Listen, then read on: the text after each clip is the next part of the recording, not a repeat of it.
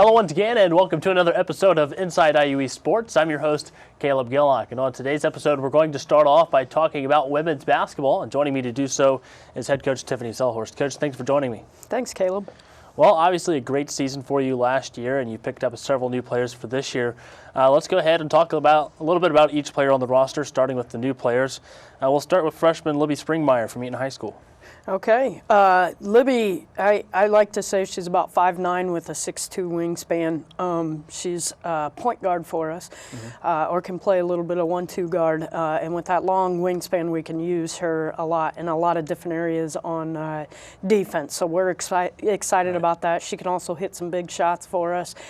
She's not afraid to step up and communicate and be vocal, and that's what we need out of that position. All right. How about another freshman, Adriana Moore from Preble Shawnee? Adriana is one of the hardest working kids we got on this team. I just love her hustle all the time, you know, especially on the defensive end. Anybody that knows anything about us from last year knows that defense is something that we needed to get better at. So I tried to go out and find some kids that wanted to do that, and Adriana was one of those main players that we went to get to help us on the defensive end. And what made her interesting to you, watching her in high school? When I saw her in high school, I mean, the high school team that she was on was good, but Adriana pretty much had to play 1 through 5. So offensively, I knew she had the skill set all the way from 1 through 5. But defensively, what really attracted us to her was just the hustle. She was diving on the floor for loose balls. She was leaving her man probably even when she didn't need to help out other people. She was definitely the heart and soul of that high school team, and I felt like that could help us. All right. One other newcomer, that's Sarah Cook, a freshman from Rushville. Yep. I mean, you know, Rushville, we've got a nice little pipeline coming from there. I respect Coach Marlowe a lot. One thing that I really like about Sarah Cook is her versatility. This year she's playing a 4-5 for us, but she can also step out. She's going to be hard to guard. I mean, if you put a big girl on her, she's going to be able to take you on the wing. And if you put a small girl on her, we can put her on the block. And, you know, if you can't tell, I have a few players that we feel that way about. So we're excited about her, too. All right, well, let's talk about your returnees, starting off with Kristen Miller. Okay, Kristen, I mean, if it's even possible, I think she got a little quicker. So it's good. She's gotten quicker and stronger. She stepped up more as a vocal leader, leading us defensively. She has put her energy into becoming our defensive stopper. So that's what we need, and we believe that she can do that. All right, how about Bailey Dryman? Bailey is our utility player. She does it all. I think that she's that one kid that everybody tries to outwork, but you just can't do it. Right. She does it on the floor, on the court, in the classroom, in the weight room. Every day that kid is outworking everybody, and she's also a vocal leader. She's a captain of our team. You know, this is a good thing to say. I say it all the time that player-led teams go further than coach-led teams. She's definitely gained a lot of respect from her players, and she probably has more of a voice than I do, and that's what we need to be successful. Now, how is she able to outwork some of the other people? I mean, she just doesn't stop. I mean, there's no 1, 2, 3 gear. I mean, it's from 1 to 3 every single play. It doesn't matter if it's offense or defense. She's doing all the small things. We can't take her off the floor because she does everything. And her stat line, she may not have a ton of points, but she's going to give you 10 rebounds, 10 steals, 10 assists, and maybe have 2 points. And, you know, that's huge for us as well. All right. How about Mackenzie Bowles? Mackenzie Bowles is long. We can use her at the top of a press. We would like to put some zones in. She'll be able to be in a top of a zone or a bottom of a zone, help with some trapping. You know, the thing I like about Mackenzie, and I've liked it since I recruited her in high school, is that you know, when times get tough, she tends to stand up and get tougher. So she's worked really hard on her shot and creating more offense for us, and I think she's going to be able to be more of a weapon on the offensive end and not just the defensive end this year. Okay. How about Deja Boyd? Deja, you know, that's a kid that I kind of I've told her we're a little light in the post this year, and asked her if her 5'6" self would love to be in the post area for us, because she's so strong, and she creates for herself down there on the block. So she probably had one of the highest percentages shot because of her field goal percentage last year, because she just took smart shots. So she'll be able to help us there. All right, how about Tia King? What do you say about Tia? She can do it all, and we need her. She has really stepped up this year to hold her teammates accountable, too. She's another kid just like Bailey. She doesn't quit on the offense or defensive end. I mean, this kid can really make a splash nationally, so we as coaches want to help her try to get there. But the thing I like about her is she keeps the focus on the team. It's not just about her, and that's what makes us strong. All right, how about Mackenzie Campbell? Mackenzie Campbell is going to be very helpful for us this year on the bench. I've put her in charge of the out-of-bounds plays, because I think that's a way that we can add some extra points or easy points for us. So she has taken a liking to do that. You already know that she's out for the season with a torn ACL. She still comes in an hour before practice and works out on her own, gets shots up, jogs a little bit. She hasn't quit. So I love her heart. I think she's going to be a huge asset on the sideline. And then, next year, hopefully we don't even skip a beat. And what does it mean to you as a coach when you have a player like that that's willing to put in the extra work when they can't play? It's huge. I mean, she wants to be a coach someday. So I'm trying to open that door for her, take her under our wing, the coaches' staff's wing, take her under that, teach her that side of it, as well as really challenge her when she's sitting off on the sideline to see the game in a different way. That's how I knew I wanted to be a coach. I tore my ACL when I was a junior and had to learn the game from a different angle. That's what I'm challenging her to do, and she's stepping up. All right. How about her former Rushville teammate, Kerrigan Niehoff? Kerrigan is our only true post this year, so she's got some big shoes to really fill. We just got to keep her out of foul trouble, but again, she works hard. She's diving on the floor. She's setting great screens. She's doing the little things. We're continuing to work with her to make her a stronger post on the offensive end. But yeah, she's got to look for some playing time this year, because she's going to get it. All right. How about Caitlin Dobbins? Caitlin has also really stepped up this year, not only just playing, but just the commitment. Last year, I think she knows that her role was more on the bench and just cheering her teammates on and everything, and she doesn't want that to be her only role this year, so she has really stepped up. She works hard every day in practice. She's hitting big shots for us in practice. I think that she can make a big splash for us in this season. All right, and how about Brooke Packer? Brooke is just another one of our kids that is super athletic. When she wants to step up and play some defense, she's one of our other kids that can get long, get big, make some defensive stops. Offensively, she's hard to stop. She knows how to get to the basket and score. She's also coming up with some big rebounds in practice and pushing the ball, so I think she's really getting into that just that run and gun that we want to do. So, sky's the limit for her too. Well, you also have a new assistant coach this year, and that's Doris Moore. Tell us a little bit about her. Doris comes from Ohio State. She's had 1 year of coaching at Martin Methodist last season. I recruited her when I was at St. Francis, so I know her pretty well. She didn't know me as well, because obviously she had her sights set on Ohio State and made a big splash there. So she already has stepped up to the challenge. She's really focusing in and wants those kids that want to be post better. But she's not limited to just the post position. She's helping us all over the place and helping us reach the expectations of the highest level, which is what we need to do to be successful. All right, well, let's look at the schedule a little bit. What do you expect the biggest game in November to be?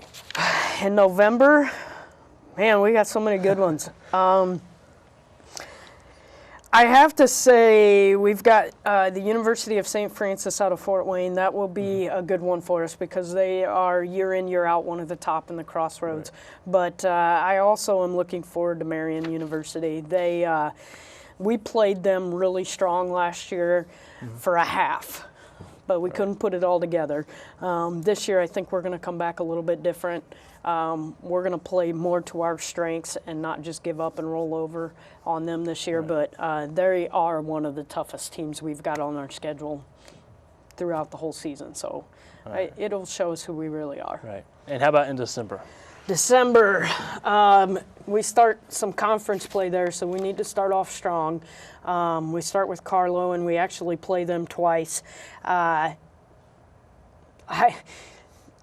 We need to get Spring Arbor back. I think the kids still got kind of a rough taste in their mouth from last year's Spring Arbor game. We're in the Taylor Classic. I know the kids are ready for Taylor. They've been talking about Taylor since the last December when we played them.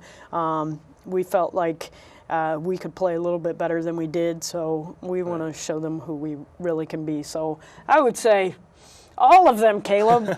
Every game is important. All right. Well, you had a really good run in the conference tournament last year as well, and ended up falling short to Asbury by 3 points in the conference tournament championship. What do you expect the conference to be like this year? The conference is definitely getting better, which is a good thing for all of us. You know, it's one of those things where you want our best teams to be able to go to nationals and represent the conference. I definitely think that we can be one of those teams that everybody's talking about. But Asbury comes back stronger. Rio's got a few kids that they got transferred in, and new freshmen coming in to add to their already big roster. Southeast has got some good kids coming in. Point Park is always strong. Pittsburgh is a hotbed for girls basketball, so he ended up getting a lot of good kids. You know, it's just from top to bottom, we're going to be stronger than it was last year. All right. Well, thanks for your time today, Coach. No problem. There you have it, the women's basketball preview with Coach Tiffany Selhorst. We'll be right back with more Inside IUE Sports.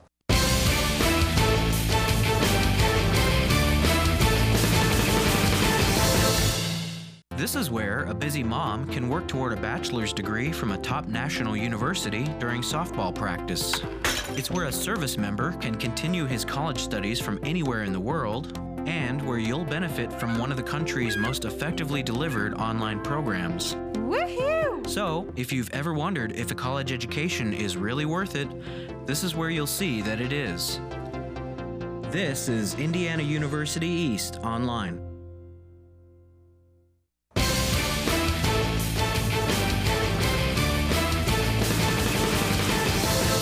And welcome back to Inside IUE Sports for our preview of basketball for this winter. And joining me now to talk about men's basketball is assistant coach Tyler Rigby. Coach, thanks for joining me. Yeah, no problem.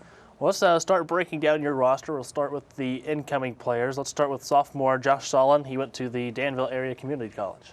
Yeah, we actually recruited Josh out of high school pretty heavily.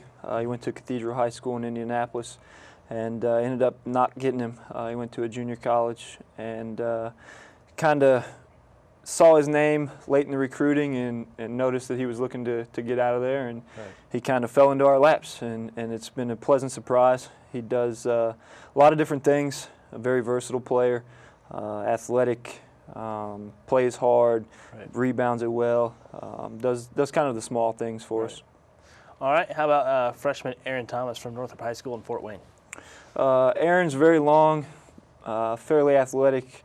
He is a rebounding machine. He actually he goes and gets anything that comes off the rim, offensively or defensively. Not very skilled offensively right now, but he used to play football too, so he didn't really dedicate himself to basketball fully. And he's gotten a lot better since he's gotten here. So, what are some of the things you guys can do to help him get better offensively? We do a lot of skill development stuff. We have individuals every other day for players, and just do some offensive things here and there, some ball handling, anything that we don't necessarily do in practice to kind of speed up that development. All right. Senior Thomas McClendon, he went to Jackson State University. Yeah, Thomas came in late. He's going to be a very good character guy, plays so hard. I love him in practice. He just gets after it and pushes guys. But very funny guy. Everybody loves him on the team. His personality is great. He is happy to be here, and he gives everything he has all the time. All right, junior Kyle Pippinger from Huntington University. Yeah, Pip actually transferred to us from Huntington. We've had some success with the Tri-Village guys, so he's another one from there. Shoots it very well, pretty skilled, maybe a little undersized for what we normally have at that spot, but he can do a lot of different things offensively, and defensively he's been taught pretty well too. So I think he'll be a big-time contributor for us this year. All right. Next, he's a freshman, the brother of a former Red Wolf. Talk about Nate Niehoff from Rushville. Yeah, Nate, me being around so long, I've known Nate since he was a little kid because I played with his brother Devin. So I've seen him kind of grow up, and he definitely grew up. He's a pretty big boy, very skilled offensively. He can do a lot of different things on the block, or he can even step out and shoot the three. A little slow-footed. He's losing a little bit of weight as we go, which is a good thing. He's kind of tightening it up. So I think offensively is where he's going to help us immediately. Defensively, he needs a little bit of work, but it's definitely coming. All right. And then freshman Dewey Weitzel from Union City. Dewey, another guy that can shoot it a little bit. Another character kid that's just plays hard in practice. Really gives guys some looks. But his strength is definitely shooting the basketball. All right. Well, you only lost Tyler Fangman and Brian Schlatter, so you lost 2 guys, but recruited 6. What made you guys feel like you needed 6 guys this year? Just a deeper bench, or what? We actually have 7 seniors this year. We were planning on 6, so we knew we were going to have to get a class to sort of step in and replace them, and we knew we couldn't do it with just the incoming freshmen next year. So we kind of went out and got some really good players that'll step in next year into those roles. That's why we felt like we needed to get quite a few of them. All right, well, let's talk about the returning players on the roster. Start off by telling us about Dom Williams. Dom was playing at a very high level this summer when we were doing workouts and things like that. He hurt his hand, actually, and had to sit out for a while, so he's trying to get back into the swing of things and back to the level that he was playing at. But another effort guy, extremely athletic, rebounder, and offensively he's gotten a lot better since he's gotten here. So he'll be a contributor for sure, especially more coming off the bench. It's good to have a guy you can throw in there and not have a drop off. All right, how about Brad Hunt? Brad's gotten a lot better over the summer. We knew he was going to. We just feel it coming. He's gotten a lot stronger offensively. He's starting to find his niche in the offense. I know last year he tried posting up a lot, and that's not really what we tried to do. But he was pretty good at it. But he's starting to find his niche in the 15-foot area and finishing around the rim. So that's always a good thing. All right, Houston Clark. Houston, a big-time player for us, has been since he got here. He's gonna break a lot of records probably this year. We look to have a big season from Houston. All right, Jacoby Claypool. Jacoby has improved, if not the most. He's up there. As a point guard, being a freshman, playing a lot of minutes, he struggled at times last year. It's just a lot being thrown at you, but he's gotten a lot better this summer. He understands what we're trying to do a lot more, and look to have a big year out of him. All right, moving on to Vache Davis. Vache, been here a long time too. He's grown every single year. He's added something to his game. Defensively, I feel like he can be a big-time stopper for us when he sets his mind to it. He's kind of coached before he got here to go attack the ball. So sometimes he gets a little lost, but over the years he's definitely shored that up a little bit. And like I said, every year he adds something new, so he'll be a really big-time contributor. How about Nick Bolenbacher? Nick got hurt this summer. He had surgery on his knee to remove some scar tissue. So he's just now starting to practice full contact. But another one of the point guards that we need. I mean, he's been around a long time. He knows what we're trying to get done and does a good job of getting that done. So will he be good to play for the season then? He will be good to play. He's had 2 or 3 full practices to this point. So he's starting to get his conditioning back a little bit. He doesn't last real long right now, but it's good to see him out there, and it helps us out a lot. All right, how about Jason Ray? Jason, when we say versatility, I mean, he basically does it all for us. Whatever we need done, he can step in and do, especially on the defensive end. I mean, he's 6'6", pretty long, pretty athletic, and he can guard anybody on the court. it's a super luxury to have him be able to do that. And offensively, I think he'll contribute a lot more than he has in the past. He's playing really well offensively right now. All right, Lucas Huffman. Lucas, he had some back problems last year. He played through, toughed it out and played through, and really came on at the end of the season last year. This year, I mean, he's one of our better players as far as offensively, defensively, just the full package. I think he'll contribute a lot more and pick up where he left off at the end of the season last year. All right, and last but not least, Parker Salinas. Parker, he just kind of gets things done. I don't really know how to explain it. He's not the most athletic. He's not the fastest, not the longest guy in the world, but he finds a way to get it done. He plays hard. He understands the game really well. That has a lot to do with it, and he can shoot it. He gets hot. He can really fill it up in a lot of different ways. So it's good to have a guy like him, probably coming off the bench to come in and fill it up. All right. Well, now that we've talked about your schedule, or the roster, excuse me, let's look at the schedule a bit. What are some of the games that you see being big games in November?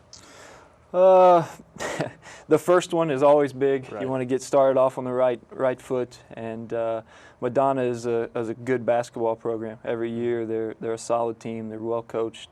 So I'm really looking forward to that one and just getting that first one under our belt. After that, seems like every game is against a tough opponent. We got a really tough schedule this year, but Union College, they went to the national tournament, won a game in the national tournament last year. They'll be a very tough game. Obviously, Indiana Wesleyan later in the month of November. We always look forward to playing them. We're pretty close with their coaching staff and two pretty good programs that go head-to-head almost every year. So we always look forward to that one too. What about any games in December? I was going over the schedule the other day, and it seems like every game in December is going to be a tough one. Davenport, they're always top 25 team. Defensively, they're one of the tops in the nation, and it's going to be a tough game playing at their place. They got really nice facilities, and it's a good place to play, but they're always tough. And then St. X and St. Francis, two very good programs. We actually play St. Francis at Bankers Life.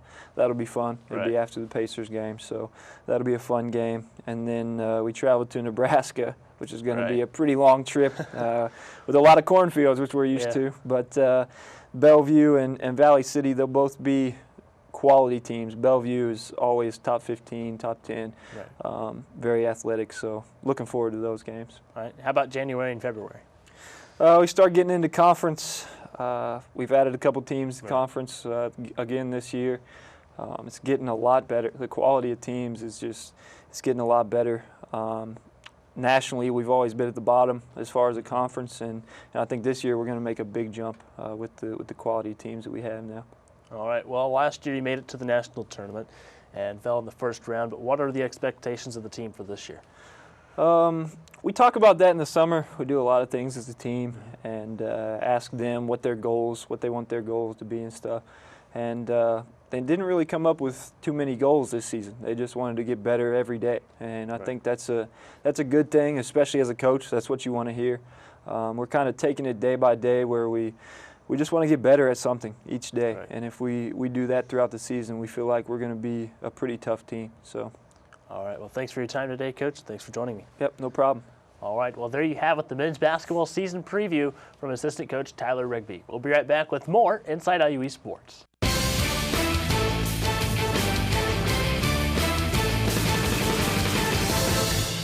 I am your physician. I am your caregiver.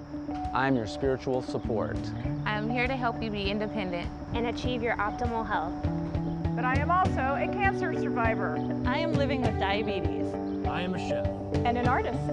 I am your neighbor. I am the face of Reed Health. I am the face of Reed Health. I am the face of Reed Health. I am the face of Reed Health.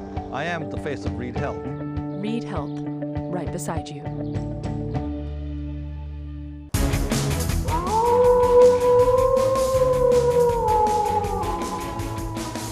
And welcome back to Inside IUE Sports. It's time for Wolf Center. Wolf Center is where we take a look back at last week's IUE East results and ahead to next week's schedule. You can download the Wolf House sound you just heard for free by downloading the free IU East Athletics app at the iTunes App Store or at Google Play. Now taking a look back at last week's IU East results, on October 20th, the volleyball team fell to Asbury 3-2. Sydney Durham had 9 kills, 2 aces, and 3 blocks. Women's tennis lost to Brescia 7-2 on October 23rd. Sarah Lockhart won at number 4 singles and at number 3 doubles. On October 23rd, IU East defeated Indiana Tech 3-0, including a 31-29 third set win. Missy Bedell had 9 kills and a .412 hitting average. Also, on October 23rd, the volleyball team lost to the University of the Cumberlands 3-1. Madison Yoder achieved her 1,000th career dig. The volleyball team swept Ave Maria 3-0 on October 24th. Mallory Livingston picked up her 1,000th career dig. She is also the only IU East player to have 1,000 career digs and kills. On October 24th, the volleyball team beat Goshen 3-0. Morgan Steinbrenner had 7 kills and was named to the all-tournament team. Also on October 24th, the men's cross-country team won the Asbury Invitational. Adam Klipstein placed second with a time of 28 minutes and 3 seconds. Women's cross-country team placed 4th at the Asbury Invite on October 24th. Morgan Stanley placed 8th with a time of 22 minutes and 29 seconds. Coming up on October 31st, the volleyball team will play at Carlow. The match begins at noon in Cincinnati. Watch it live at IUERedwolves.com. Also on October 31st, the volleyball team will take on Cincinnati Christian at 2 p.m. This will be the final KIAC match for the Red Wolves in the regular season. On November 3rd, volleyball will play at Cedarville. The final match of the regular season for IU East will start at 7 p.m. Also on November 3rd, basketball begins. The men's team will play Madonna at 6 p.m. for homecoming. Also on November 3rd, the women's basketball team will play Wilberforce at the Tiernan Center for homecoming, beginning at 8 p.m. Both games can be watched live at IUVRedwolves.com. On November 6th, men's basketball will play Great Lakes Christian at the Indiana Wesleyan University Caleb Dimmick Tourney at 6 p.m. This game can be watched live at IUERedwolves.com. That concludes this week's episode of Inside IU East Sports. I'm your host, Caleb Gillock. Thanks for watching, and we'll see you next time.